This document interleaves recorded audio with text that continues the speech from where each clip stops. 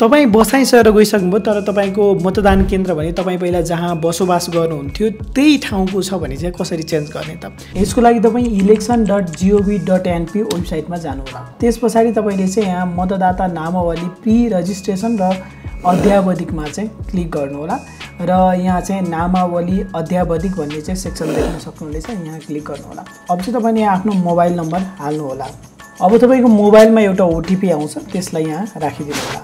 यहाँ आइसकेपछि तपाईँले नयाँ अनुरोधमा क्लिक गर्नुहोस्। अब यहाँ तपाईँले दुईटा कुरा राख्नुपर्ने हुन्छ, मतदाता नम्बर र तपाईँको जन्ममिति अथवा नागरिकता नम्बर चाहिँ यहाँ राख्नुपर्ने हुन्छ। मैले यहाँ जन्ममिति क्लिक गरेँ एउटा, मतदाता नम्बर चाहिँ तपाईँले मतदाता नामावली सार्वजनिक भइसकेको थियो, त्यहाँबाट पनि पत्ता लगाउन सक्नुहुनेछ। मैले अघिल्लो भिडियोमा चाहिँ बताएको थिएँ, तपाईँले चेक गर्न चाहिँ सक्नुहुनेछ।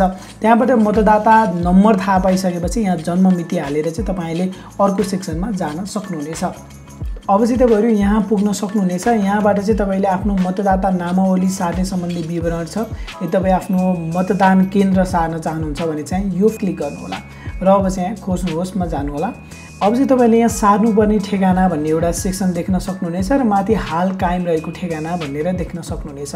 अब चाहिँ सार्नुपर्ने ठेगाना कुन हो, जिल्ला कुन हो, गाउँपालिका नगरपालिका कुन हो, सँगसँगै वडा मतदान केन्द्र चाहिँ कुन हो होइन। जस्तो यहाँबाट जिल्ला सेलेक्ट गर्यो, यहाँ गाउँपालिका आउँछ होइन। मैले चाहिँ ऱ्यान्डम गरिरहेको छु। अब मतदान केन्द्र यो छ। यसरी चाहिँ तपाईँले अब कारण चाहिँ विवाह भइ गएको हो कि स्थायी तपाईँले बसाइ सरेको हो कि होइन, यी कारणहरू पनि तपाईँले यहाँ खुलाउन चाहिँ सक्नुहुनेछ र मिति कहिले चाहिँ सर्नु भएको हो त्यो मिति पनि यहाँ चाहिँ मेन्सन गर्नुहोला। अब चाहिँ यहाँ तपाईँले अट्याचमेन्टको रूपमा तपाईँले यहाँ नागरिकता अपलोड गर्नु पर्यो होइन।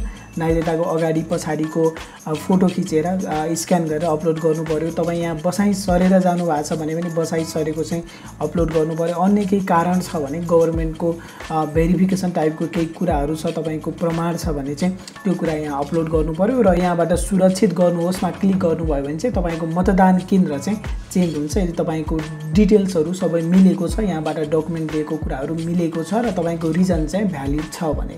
यस्तै टिप्सको लागि फलो गर्नुहोला।